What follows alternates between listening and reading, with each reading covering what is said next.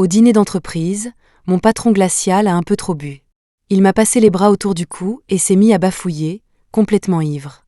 Baby, mon code PIN, c'est 168 658, il y a un demi-milliard sur ce compte. Mon code de paiement, c'est 990 203, le mot de passe de mon téléphone, 980 980, et j'ai 50 000 balles en liquide dans la poche de mon pantalon. J'ai toujours eu un faible pour l'argent, mais soudain, l'air est devenu glacial.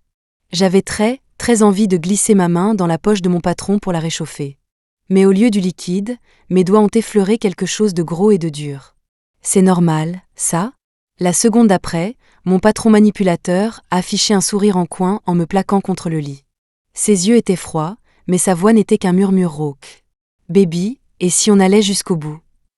Après ma rupture avec mon patron, Joshua. J'ai démissionné avec perte et fracas et j'ai aussitôt trouvé un poste chez son plus grand concurrent. Je m'étais juré de me tuer à la tâche pour écraser ce bourreau de travail de fils à papa. Mais à peine 6 mois plus tard, j'ai mené l'entreprise concurrente à la faillite et elle a été rachetée pour une bouchée de pain. Au moment où une collègue m'a annoncé le nom du nouveau propriétaire, j'ai eu l'impression d'être frappé par la foudre. C'était Joshua, l'homme que j'avais largué. C'est le genre de personne qui se venge toujours. Après l'avoir ghosté sans crier gare, il allait certainement me le faire payer. Morte de peur, j'ai rédigé ma lettre de démission le soir même, prête à reprendre la fuite. La clim tournait à plein régime dans le bureau du PDG, me filant des frissons dans le dos. « Qu'est-ce que c'est ? Tu démissionnes encore ?» Joshua, assis sur son trône de cuir noir, a lentement posé ma lettre de démission. Il a levé les yeux, son visage toujours aussi stoïque et d'une beauté insolente. J'ai hoché la tête, coupable. Ah ! Le sourcil parfait de Joshua s'est froncé. 3 ans depuis ton diplôme, 9 boulots différents. Quelle entreprise serait assez aveugle pour t'embaucher maintenant ? Ces paroles glaciales sortaient de sa bouche, signe évident qu'il préparait sa vengeance. J'ai jeté un coup d'œil au bouquet de roses à 1 000 $ derrière lui et j'ai soupiré, décidant de ne pas discuter. Quand Joshua et moi sortions ensemble, il ne m'offrait jamais de choses tapax en grave-l'œil et inutiles comme ça. Il se contentait de me faire un virement. Maintenant, à peine 6 mois après notre rupture, une autre fille l'avait déjà transformé en playboy dépensier. Acheter des fleurs aussi chères pour la Saint-Valentin. Parfois, j'ai juste envie de tuer ces riches. Joshua a suivi mon regard. Sa voix froide contenait une étrange pointe de fierté. « Elles te plaisent ?» J'ai secoué la tête honnêtement. « Non. » Quelle fleur stupide. Elles coûtent plus que mon salaire annuel. Je ne les prendrais même pas si elles coûtaient 9 cents. Et puis, ça ne m'intéresse pas d'être la maîtresse.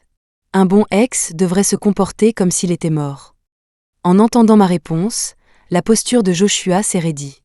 Il s'est lentement tourné vers moi et a lâché un « oh » glacial. Sentant l'atmosphère changer, j'ai vite essayé de me rattraper. C'est pas grave. Peu importe si elles me plaisent. Du moment qu'elles plaisent à ta copine. Il a baissé les yeux, une fissure apparaissant dans sa façade impassible. Il avait l'air un peu peiné. Elle ne les aime pas. J'étais confuse. Alors pourquoi tu les as achetées ? Trop d'argent et tu ne sais pas quoi en faire ? Je viens de découvrir qu'elle ne les aime pas. Les yeux froids et magnifiques de Joshua me fixaient à travers ses lunettes sans monture, avec une pointe de reproche dans la voix. Soupir. Je n'aurais jamais pensé qu'un bourreau de travail comme Joshua prendrait le temps d'apprendre ce qui plaît à une fille. Je suppose que le véritable amour peut vraiment faire fondre un cœur de glace. Une étrange amertume m'est montée à la gorge, mais je lui ai quand même offert un conseil amical. Ne la force pas à les prendre, et ne la force pas à faire des choses qu'elle n'aime pas. Tu ne feras que la repousser. Le silence s'est installé un instant. Puis Joshua a soudainement demandé « Et toi ? Qu'est-ce que tu aimes ? Qu'est-ce que tu détestes ?» Je me suis figé une seconde, puis j'ai forcé un rire et esquivé la question. Je trouve que le travail est ennuyeux, être payé est ennuyeux, et travailler pour être payé est aussi ennuyeux. Mais ne pas travailler et quand même être payé ? Ça a l'air génial. C'est pour ça que je démissionne. Joshua a soupiré. Il a signé ma lettre de démission d'un geste fluide. Comme tu voudras. J'ai cligné des yeux. Quoi ? Démissionne, reste, c'est toi qui décides. Il m'a tendu la lettre. Le choix t'appartient. Je l'ai saisie machinalement, mes doigts effleurant accidentellement les siens, qui étaient légèrement froids. C'était peut-être mon imagination. Mais les oreilles de Joshua sont devenues instantanément rouge vif. TSS. Ça fait si longtemps, mais il est toujours aussi sensible. Malgré tout, j'ai poussé un soupir de soulagement. Il semblait que Joshua ne prévoyait finalement pas de se venger. Il s'avère que la meilleure façon de surmonter une rupture est de commencer une nouvelle relation. Alors que je rangeais mon bureau, j'entendais mes collègues chuchoter. Vous avez vu la nouvelle note du bureau du PDG ? À partir de cette semaine, on travaille 2 jours, puis on a 2 jours de repos. Et une augmentation de 50% pour tout le monde. Quoi ? Tu es sérieuse ? Absolument. Vérifie le groupe de discussion si tu ne me crois pas. Oh mon Dieu, donc j'ai 15 jours de congé par mois et je gagne 30 000. Longue vie au patron. Ma voisine de bureau, Jessica, m'a attrapé le bras avec enthousiasme, le visage plein de rêves. Mia, après ta démission, je vais prendre ta place d'assistante du patron. Le travail est facile, le salaire est élevé, et je serai aux premières loges. Si je pouvais me dégoter un mec comme le patron, beau, riche et généreux, ça ne me dérangerait pas du tout de conduire une voiture de luxe et de vivre dans un manoir. Attendez 1 minute. Depuis quand Joshua, ce capitaliste sans cœur, était-il si généreux ? J'ai sorti mon téléphone et j'ai parcouru le chat du boulot, incrédule. Mon cœur s'est serré. Avec la conjoncture actuelle, un travail bien payé, peu fatigant, avec beaucoup de vacances et un trajet court était impossible à trouver. Soudain, j'ai vraiment eu envie de rester. Sérieusement. Comment pouvais-je laisser ma fierté se mettre en travers du chemin de l'argent ? Sur cette pensée, j'ai repêché mon badge d'identité d'un carton, l'ai remis autour de mon cou et j'ai annoncé sans aucune honte qui a dit que je démissionnais. Jessica m'a regardé d'un air suspicieux. Mia, ne me dis pas que tu restes pour te battre avec moi pour le patron. Craignant de révéler mon passé avec Joshua, je l'ai vite rassuré. Jamais. Même si tous les autres hommes sur Terre mouraient, moi, Mia, je ne pourrais jamais. Ahem. Derrière moi, une toux familière. Le bureau est devenu silencieux. Mes collègues avaient l'air d'être face à leur fin du monde. Un terrible pressentiment m'a envahi. Je me suis retournée, raide comme un piquet. Et j'ai vu Joshua, les mains dans les poches, juste derrière moi. Son visage ciselé et glacial était sans expression, mais d'une manière ou d'une autre, c'était terrifiant. Pour sauver mon fichu poste, mon cerveau s'est mis en sur-régime. Moi, Mia, je ne me battrai jamais avec une collègue pour un homme. Cela créerait des conflits internes, nuirait à la croissance de l'entreprise et impacterait les bénéfices du patron. En entendant cela, les lèvres pincées de Joshua se sont courbées en un léger sourire. Pas de travail cet après-midi. Séminaire d'entreprise. Mia, envoie la note. Mon cerveau a court-circuité et j'ai lâché « Patron, un séminaire d'entreprise le jour de la Saint-Valentin ? Vous n'avez pas besoin d'être avec votre copine ? Pourquoi ? Joshua a lentement réduit la distance entre nous, les yeux froids. Mon assistante a un rendez-vous aujourd'hui. J'ai inconsciemment agrippé mes manches et reculé. Non, non, mais... Je me suis creusé la tête pour trouver une excuse pour sécher le séminaire. Joshua a vu clair dans mon jeu et a haussé un sourcil, menaçant « Toute personne qui ne se présente pas cet après-midi sera notée absente et aura une retenue sur salaire ». J'ai le fort soupçon que Joshua a délibérément organisé ce séminaire le jour de la Saint-Valentin pour étaler sa nouvelle copine sous mon nez et m'humilier, moi, la célibataire de service. Alors, j'ai délibérément choisi un salon privé où Joshua n'était pas présent. Quand je suis entrée, mes collègues jouaient tous à action ou vérité. Je voulais me cacher dans un coin et manger des fruits, mais Jessica a insisté pour que je les rejoigne. Comme prévu, ma chance était toujours aussi mauvaise. J'ai perdu presque immédiatement. Le gage que j'ai tiré était « Demander à ton ex de te reprendre ». J'ai pris mon verre de vin, prête à accepter mon sort. Mes collègues ont commencé à se moquer. « Tu préfères boire plutôt que d'appeler ton ex ? Tu le détestes à ce point ? Et, si je demandais à Joshua de me reprendre, ça ferait de moi sa maîtresse, non ? Je ne fais pas de choses immorales comme ça. » J'ai pincé les lèvres et j'ai plaisanté « Ben, il ne serait pas mon ex si je ne le détestais pas. » Les mots venaient à peine de sortir de ma bouche. Quand une paire de grandes mains fraîches m'a pris le verre. Elle est allergique à l'alcool. Je le prends. J'ai levé les yeux et j'ai croisé le regard profond de Joshua. Mon corps s'est raidi. Depuis quand était-il là ? Avait-il entendu ce que je venais de dire ? Mes collègues étaient confus. Hein ? Comment le patron sait-il que Mia est allergique à l'alcool ? On ne le savait même pas. Joshua m'a jeté un regard nonchalant et a dit platement « Je suis son ex ». À ces mots, la salle a explosé. Tout le monde s'est tourné pour me fixer, les yeux écarquillés de curiosité. Mon cerveau menaçait de court-circuiter, mais j'étais trop coupable pour nier. Voyant à quel point j'étais paniquée, les lèvres de Joshua se sont courbées en un sourire narquois. Il a dit, lentement, « Ex-patron ». Son ton était parfaitement calme, sans la moindre trace de dissimulation. Les regards indiscrets se sont finalement dissipés. Après tout, personne de sensé n'imaginerait que Joshua puisse s'intéresser à moi. J'ai poussé un soupir de soulagement.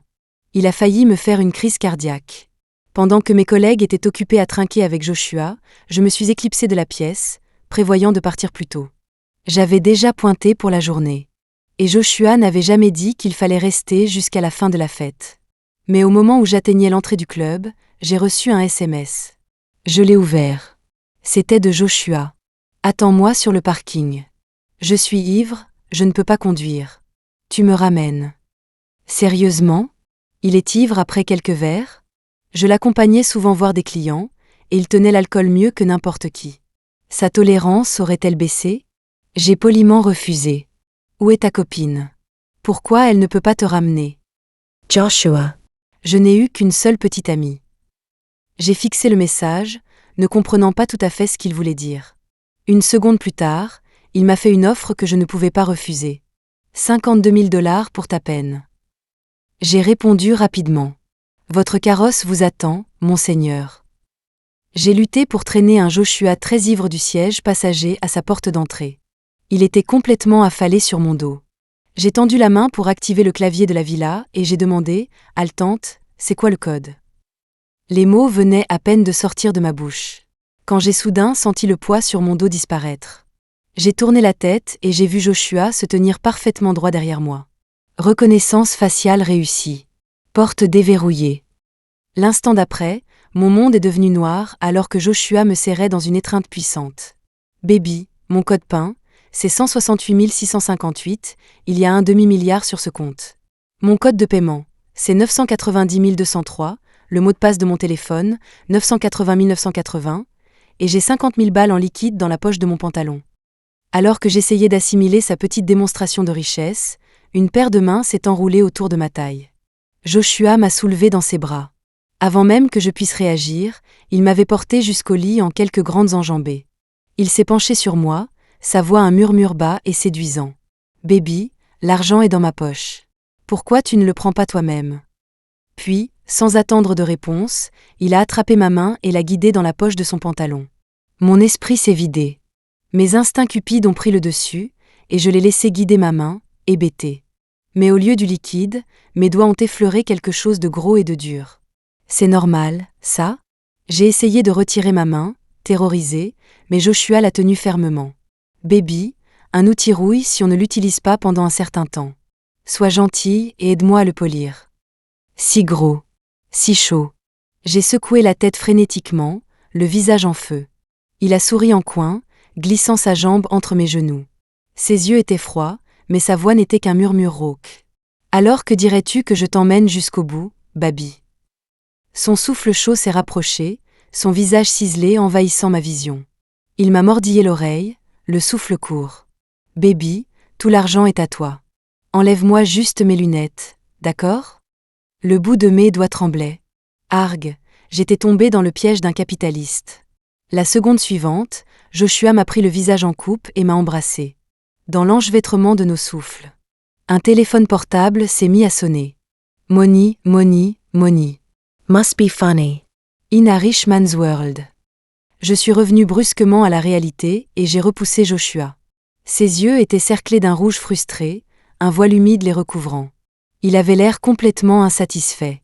J'ai jeté un œil à l'écran. C'était ma mère. Inquiète que ce soit une urgence, j'ai vite répondu. Mia, où diable es-tu ? Tu n'es pas encore rentrée du travail ? Le fils de Madame Lee t'attend depuis toute la soirée. J'étais complètement déconcertée. Léo ? Il est de retour ? Pourquoi il m'attend ? Pour un rendez-vous. N'étais-tu pas celle qui était dingue de lui pendant toute ta scolarité ? J'étais sans voix. C'était il y a des années. Je ne l'aime plus depuis une éternité. Et il ne m'aime pas. Peux-tu s'il te plaît t'arrêter de jouer les entremetteuses? Léo et moi étions des voisins qui avaient grandi ensemble. La différence, c'est qu'il a toujours été le garçon en or. Beau, d'excellentes notes, super intelligent, la star du lycée. Moi, en revanche, j'avais des notes moyennes, une intelligence moyenne, et j'étais complètement invisible dans la foule. Tous mes devoirs étaient copiés sur les siens. Juste avant le bac, j'ai utilisé sans vergogne notre statut d'ami d'enfance pour donner une lettre d'amour à Léo. Mais le lendemain, cette lettre s'est retrouvée entre les mains du proviseur.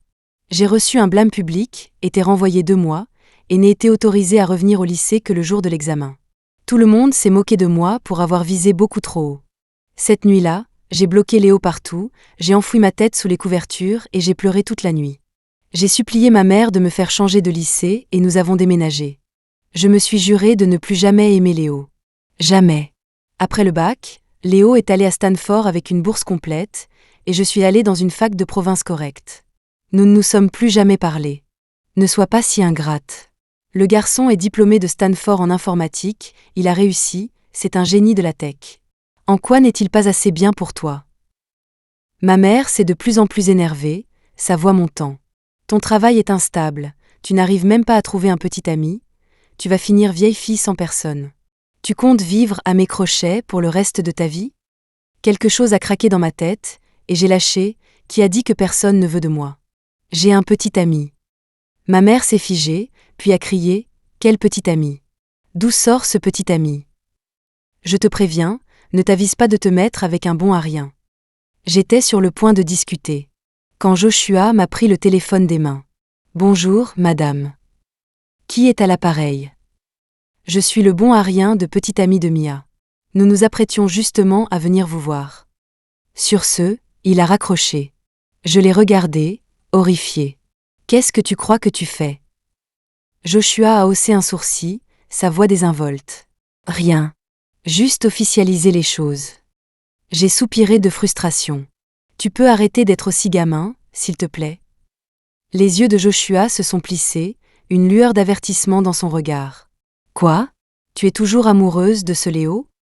Alors que j'ouvrais nerveusement la porte d'entrée, je suis tombée nez à nez avec un torse solide. J'ai levé les yeux vers le visage sombre et beau de Léo. Il a fixé Joshua derrière moi, son expression indéchiffrable. Tu ne nous présentes pas? J'ai instinctivement fait un pas en arrière, sur le point de parler.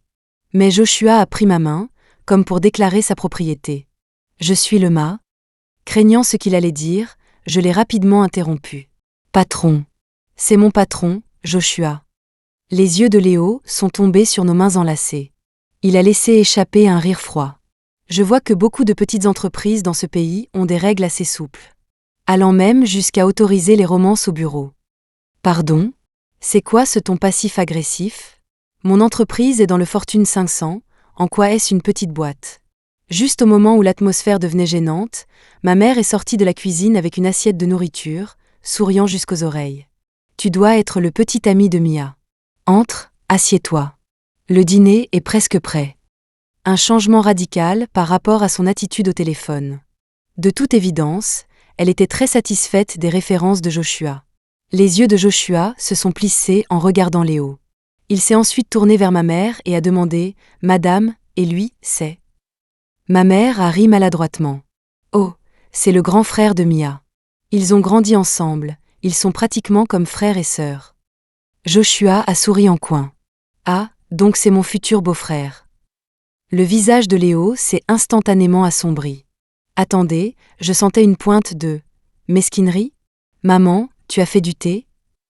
Ma mère m'a lancé un regard noir. Qui boit du thé si tard? Tu ne vas jamais réussir à dormir, et comment es-tu censé travailler demain? Pendant le dîner, la mère de Léo, Madame Lee, a commencé à le harceler pour qu'il se marie. Mia a déjà ramené un petit ami à la maison. Quand vas-tu nous présenter une petite amie?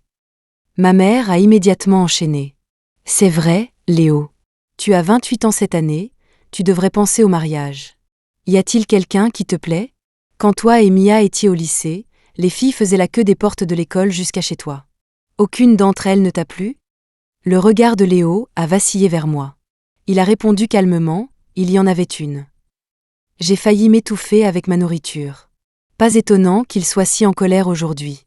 Il était furieux que nos mères l'aient forcé à rentrer pour un rendez-vous arrangé avec moi le jour de la Saint-Valentin, interrompant son rencard avec sa petite amie. Joshua m'a tapoté le dos pour m'aider à reprendre mon souffle, puis a souri à Léo. Eh bien, Mia et moi souhaitons à notre futur beau-frère et à sa future épouse une vie de bonheur. Futur beau-frère ? Future épouse ? Léo a soudainement ricané. Pourquoi n'attendez-vous pas d'être réellement mariés avant de commencer à m'appeler comme ça ? Ma mère a tapoté mon bol avec ses baguettes, saisissant l'occasion. Ton frère a raison. Quand est-ce que vous et Joshua prévoyez de vous marier ? Avant que je puisse dire quoi que ce soit, Joshua, l'air triomphant, a passé un bras autour de mon épaule et a répondu froidement. Madame, Mia et moi en avons déjà parlé. Dès que vous nous donnerez votre bénédiction, nous irons à la mairie demain. Le corps de Léo s'est raidi.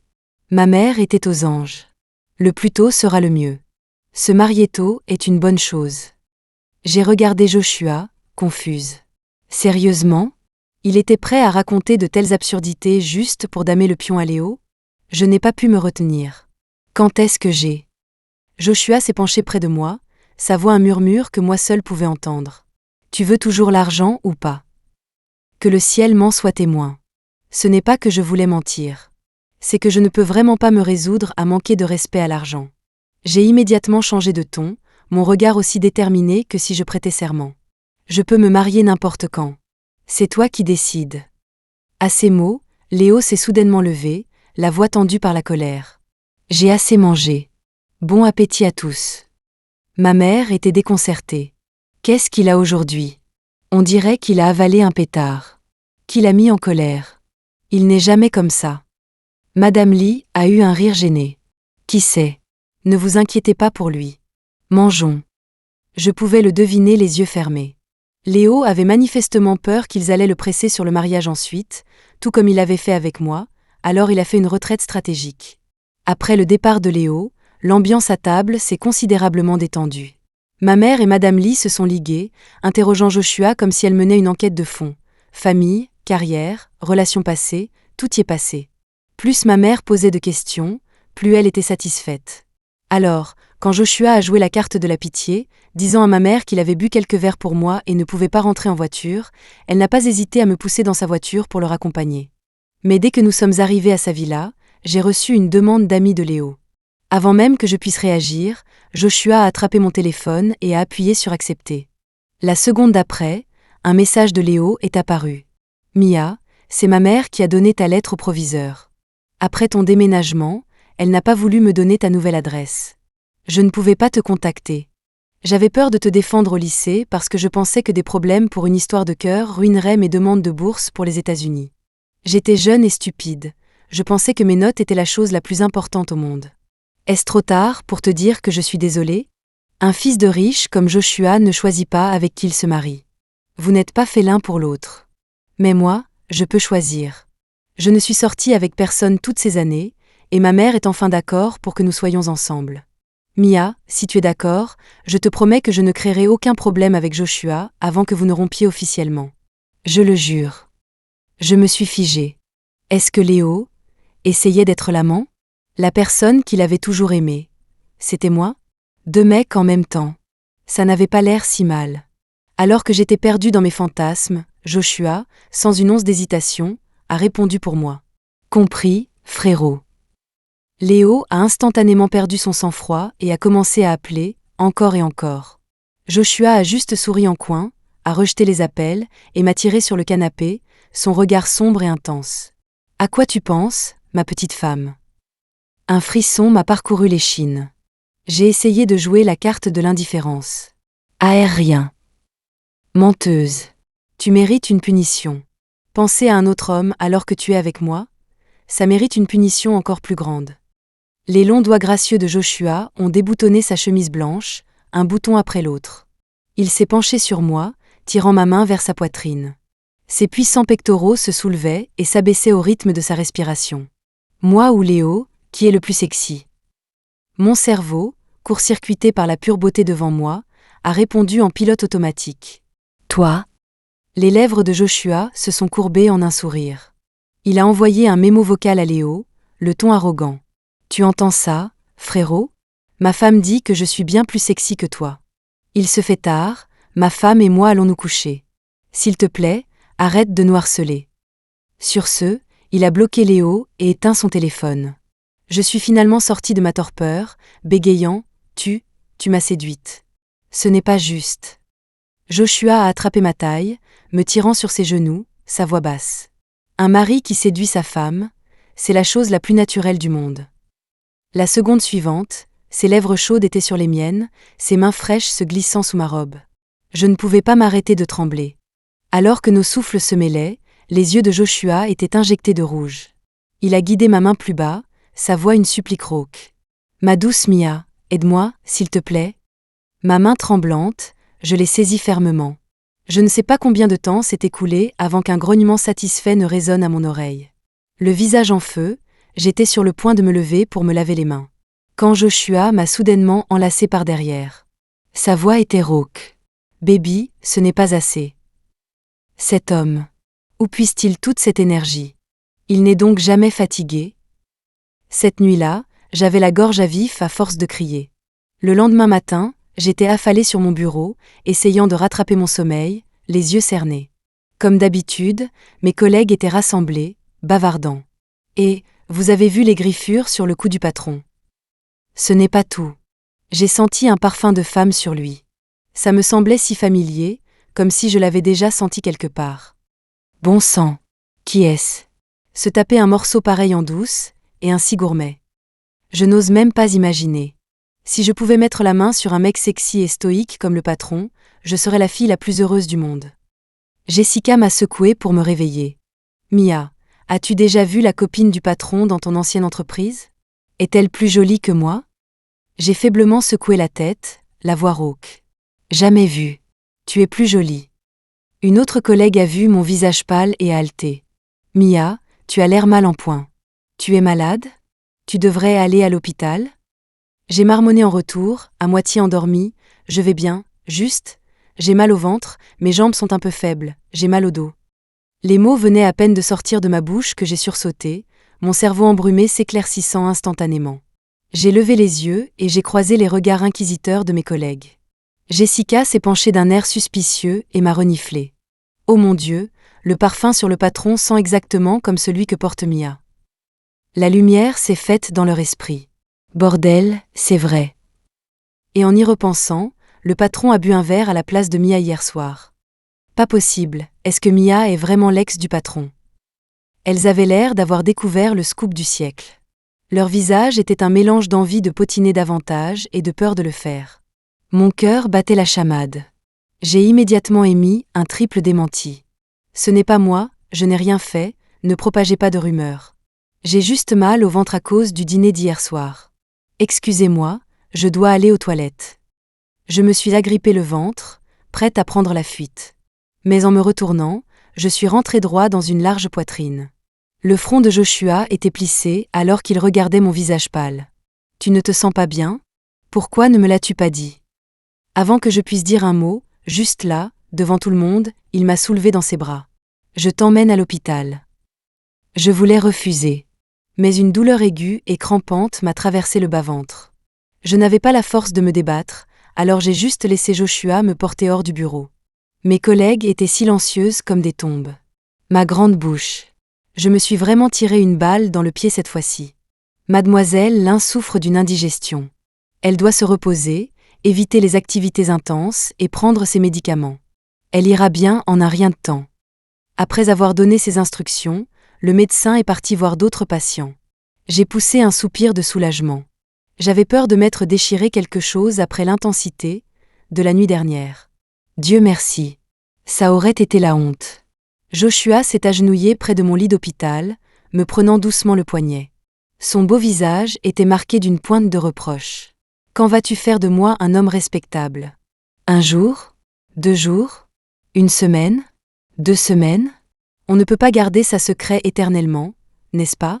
Suis-je si embarrassant à voir? J'étais au bord des larmes. Ai-je même besoin de le faire? Les rumeurs sur nous doivent déjà courir dans toute l'entreprise. Si tu ne veux pas qu'elles se propagent, personne n'osera le faire. Le visage de Joshua s'était assombri, mais il maîtrisait sa colère. Son aura est devenue plus froide. Mais peux-tu au moins me dire pourquoi? C'est toi qui m'as dragué en premier, et c'est toi qui m'as largué sans prévenir. Nous sommes sortis ensemble moins de temps que tu n'en as passé à me courir après. Tu voulais juste coucher avec moi et ne pas assumer tes responsabilités? Ou tu es toujours obsédé par Léo? Tu prévois de me larguer pour te remettre avec lui? À la mention de Léo, sa voix a pris une tonalité aiguë et dangereuse. J'ai tressailli, ma voix pleine de douleur. C'est toi qui avais un mariage arrangé. Je n'ai pas osé dire le reste à voix haute. Je n'avais jamais pensé que lui et moi pourrions un jour nous marier. Exactement comme l'avait dit Léo. Le fossé entre nos familles était tout simplement trop grand. Un bouquet de fleurs qu'il avait acheté sur un coup de tête valait tout mon salaire annuel. Je ne voulais pas rendre notre relation publique dans l'entreprise, parce que je ne voulais pas perdre un travail fantastique le même jour où mon cœur se briserait. Mariage arrangé. Joshua a froncé les sourcils. Depuis quand je me marie, et avec qui? Je n'ai plus pu me retenir et j'ai tout déballé. Les paparazzi t'ont surpris en train d'acheter des bagues en diamant avec l'héritière de la société S. C'était dans tous les magazines People. Il y a des preuves. Combien de temps comptais-tu me mentir? Et ces roses à 1 000 $ dans ton bureau? N'étaient-elles pas pour elle? Après mon explosion, Joshua, qui avait froncé les sourcils, a soudainement éclaté de rire. Alors tu étais jalouse? J'ai ricané. Je ne voulais juste pas être la maîtresse. Tu as rompu avec moi pour cette broutille. Joshua a tendu la main et m'a pincé la joue, son sourire s'élargissant. Si tu es jalouse, admets-le. Ce n'est pas embarrassant d'être jalouse de ma sœur. Daisy est ma sœur germaine. Elle a pris le nom de famille de ma mère. La société S est l'entreprise de ma mère. Mon futur beau-frère était trop occupé pour aller choisir une bague avec ma sœur, alors je l'ai accompagné à contre-cœur. C'est elle qui m'a suggéré de t'acheter les roses. Quand tu as dit que tu ne les aimais pas, je les ai fait jeter. Mais j'ai baissé les yeux. Qu'est-ce que tu aimes chez moi, au juste? Comparé à Joshua, j'étais une moins que rien. Travail moyen, famille moyenne, capacité moyenne. Pourquoi m'aimerait-il? C'est juste parce que tu as bu un verre à ma place pour un client, et que je t'ai avoué mes sentiments sans aucune honte.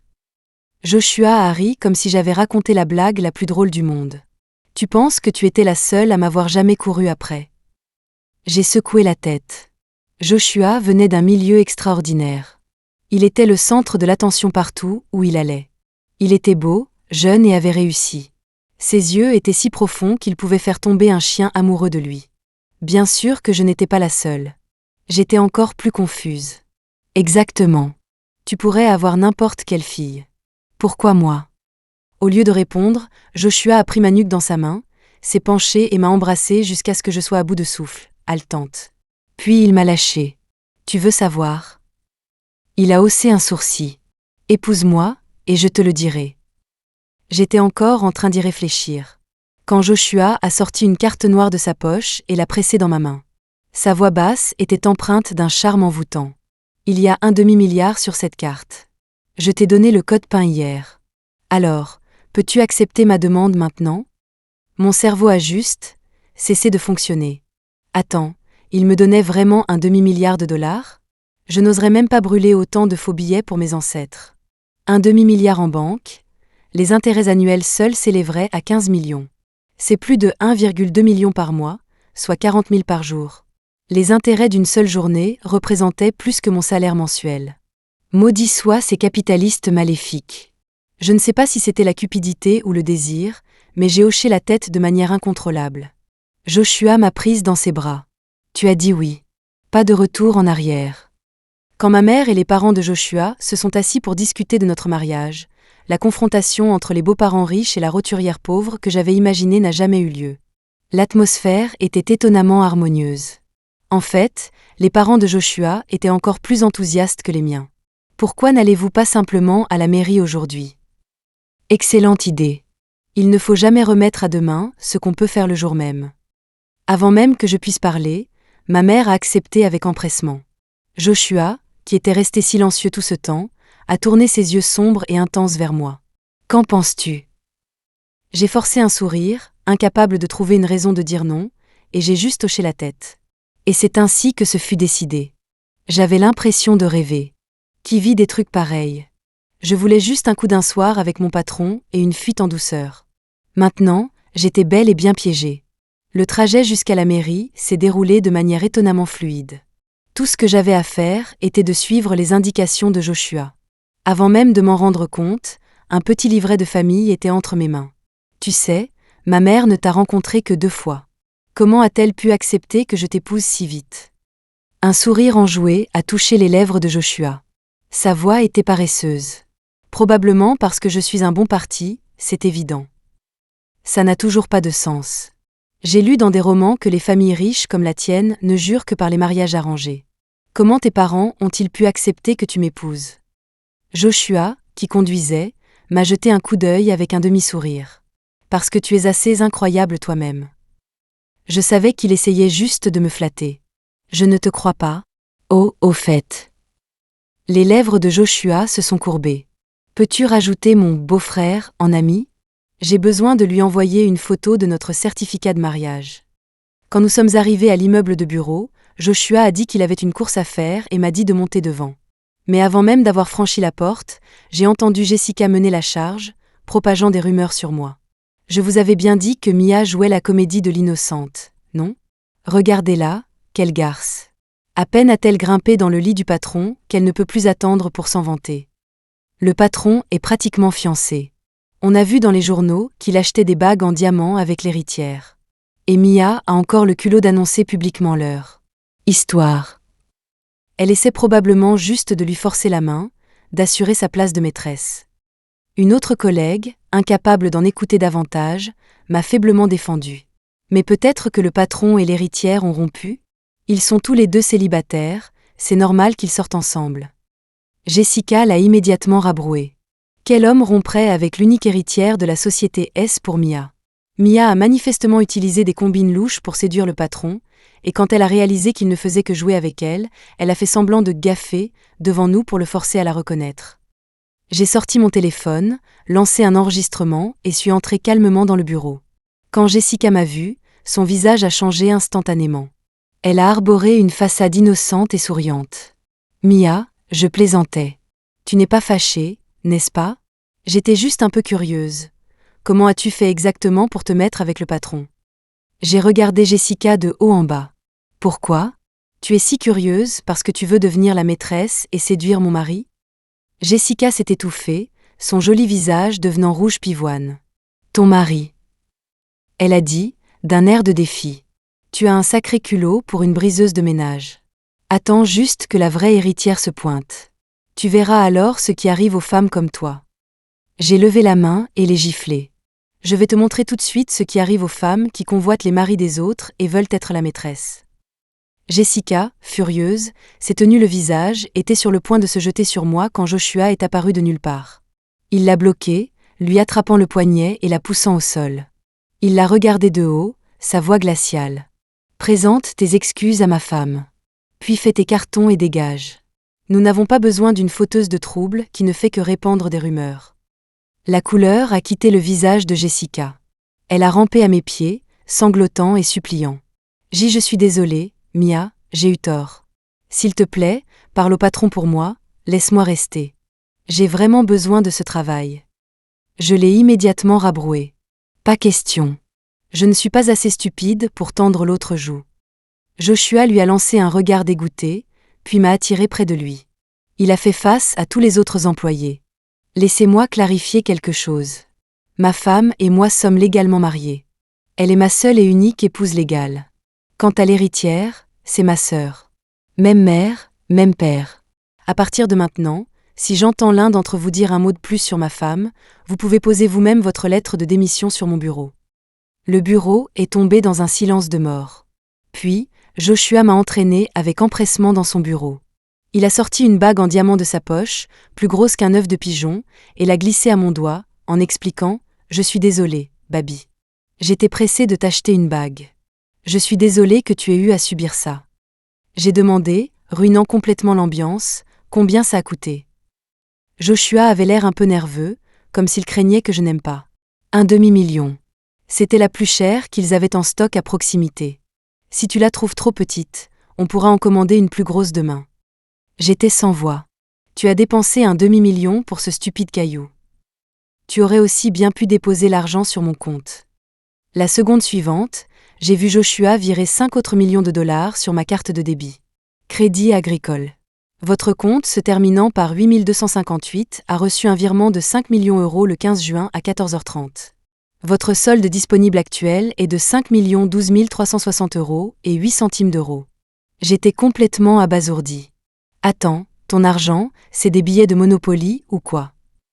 Ce soir-là, quand nous sommes rentrés à la maison, Joshua a sorti une photo de moi de sa table de chevet. Pour être précis, c'était ma photo de lycée. Sur la photo, je portais mon uniforme d'été bleu et blanc, serrant un morceau de papier froissé. Mon visage lumineux et joli était crispé, essayant clairement de ne pas pleurer. La photo avait été prise le jour où tout le monde se moquait de moi parce que j'avais le béguin pour Léo, me traitant d'effronté. À ce moment-là, je retenais mes larmes, argumentant avec eux, demandant pourquoi aimer quelqu'un faisait de moi une effrontée. J'ai regardé Joshua, confuse. « Où as-tu eu ça ?» Les yeux de Joshua brûlaient les miens. Le jour où tu faisais tes excuses publiques, j'étais de retour dans notre ancien lycée pour donner une conférence sur l'orientation post-bac. J'ai pris cette photo en secret. Tu étais entouré de tes camarades, harcelés. Tu voulais pleurer mais tu te retenais, argumentant avec eux si logiquement. À ce moment-là, avec le soleil sur ton visage, je n'ai eu qu'une seule pensée. Je me demande à quel point tu serais belle en pleurant. J'ai fait venir un professeur pour toi. Je ne voulais pas gâcher tes examens, alors j'ai attendu après ton diplôme pour te chercher, mais tu avais déjà changé de lycée. Jusqu'au jour où ton CV a atterri sur mon bureau. Je l'ai interrompu, incrédule. Alors c'était le coup de foudre? Tout était prémédité? Joshua n'a pas répondu. Au lieu de cela, il m'a plaqué sous lui, son souffle chaud dans mon oreille. Baby, j'ai découvert plus tard que tu es vraiment magnifique quand tu pleures. Surtout quand tu pleures et que tu implores ma pitié. C'est explosif. Ne voulant pas gâcher l'ambiance, j'ai enroulé mes bras autour de son cou et j'ai feint l'innocence. Explosif? Qu'est-ce qui explose? Joshua s'est penché et m'a embrassé, sa voix un grognement bas. Tout. Tu verras.